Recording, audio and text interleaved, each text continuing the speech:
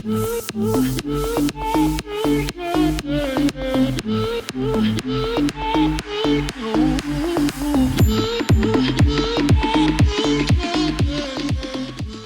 disclosure, me and Mike were friends first for many years before we even started working together on clients.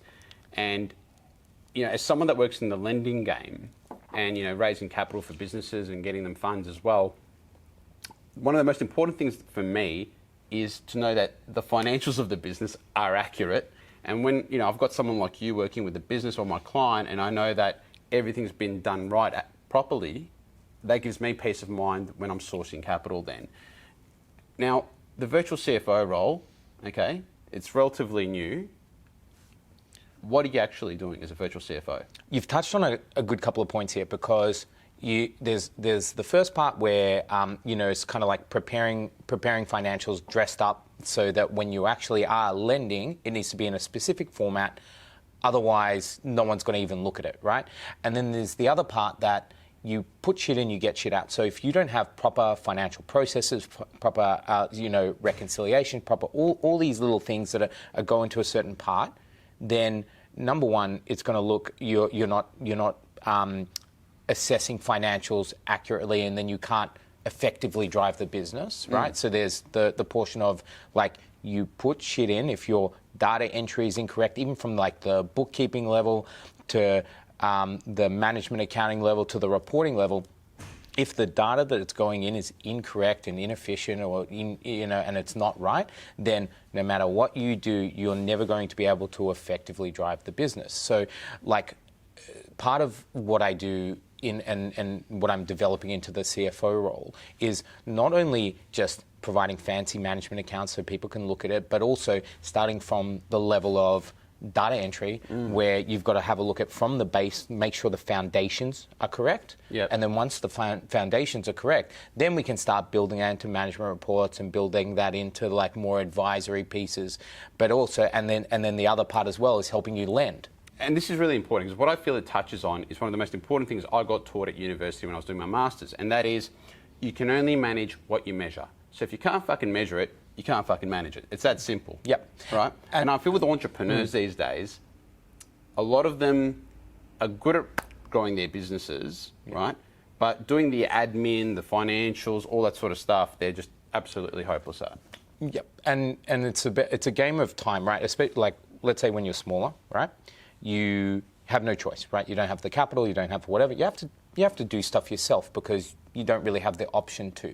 But as you kind of like grow to a specific size, you know, that's when you can start looking at going, well, I'm not actually that good at this, right? Why am I doing this? Why don't I have someone, you know, you kind of like step up as you go along. You're kind of like, you put on the everything hat, right? Fine, yeah. You know, for a period of time, right? And then after a while, you kind of go, all right, cool. Where's the area I am weakest in? Yeah. And that's where you start. You kind of go, ooh, I'm shittest. I'm shittest at marketing. Therefore, the first thing I'm going to invest in is a marketer. But I'm okay at finance. I'm okay at this. And then after a while, you go, all right, cool. Well, now finance is now part of it. That's my second weakest subject. But also, I need a bit more help with that. Fine, that's it. That takes up the most of my time. You should be doing as a business owner the stuff that brings the most value to your business. So if that's sales, get selling. Where do you see the virtual CFO role taking shape in the future? What does it look like? Okay, I think that as technology gets better, right? Because technology is slowly getting better and better. There's a bit more automation. There's, you know, it's probably going to be the sort of biggest part is going to be doing that value add kind of service. Because if they can get like, let's say, the bookkeeping account done and all of that automated, then the next role is going to be how do I add value to the businesses, you know, for the SMEs, right? Because a lot of them traditionally, they don't have that kind of help that like a big company where they would have like a full-time CFO would be. But a lot of these guys can survive on a virtual CFO environment because effectively you could do it part-time. You can get like something, don't pay the price of a full-time CFO because you might not need it, but then kind of go, all right, cool, well, I could use an advisory piece. You have your management advisory board. You don't need a full-time CFO unless you're potentially a publicly listed company where they have to do all that kind of stuff. And you also work with ASX listed companies, don't you? Yeah, so I work with ASX-listed companies more as a function for management accounting, whereas, someone that's ASX-listed need a full-time CFO that's on the board of directors and it needs to be out there. But from a management accounting perspective, they can run effectively with a strong management accountant and provides all the data for that CFO. So, Mike, one of the most important things for me from a lending perspective is ensuring that the financial reporting is accurate.